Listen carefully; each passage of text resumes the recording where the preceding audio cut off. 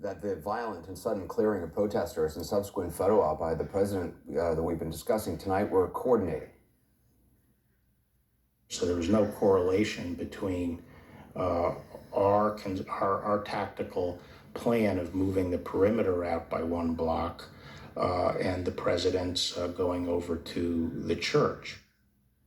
Well, that denial would be funny and ridiculous if what he did wasn't so dangerous, ordering police to rough up innocent Americans exercising their right to free speech just so President Trump could stand in front of a church, hold up a Bible, and say nothing for a photo op.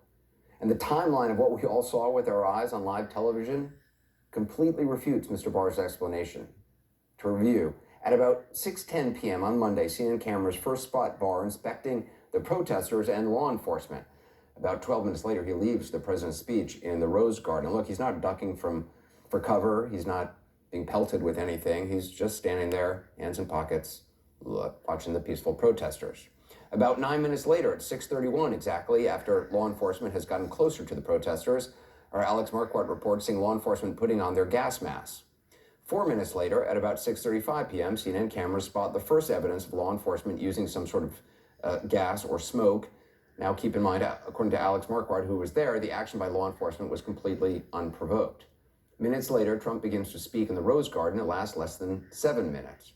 Shortly thereafter, Trump is headed outside of the White House grounds to cross the exact spot where the protesters just minutes before have now been violently pushed back.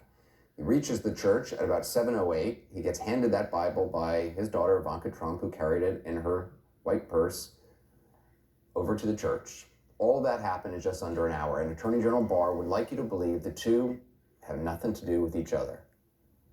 That the video on your left had nothing to do with the video on your right. Even though, again, President Trump was walking to where the protesters had been. And remember, this whole thing was designed to be a photo op, to show strength. So of course they probably thought these side-by-side images were good. They probably thought, wow, he looks so strong, saying that these protesters are going to be cleared and having them cleared at the very same time. It's absurd now in realizing that it doesn't look so good. In fact, using force against peaceful protesters is exactly against what the president claims he supports. It's absurd. It's not the only thing Attorney General Barr's been up to when it comes, by the way, to using his power to quell the protests. Alex Marquardt joins us now from D.C. In fact,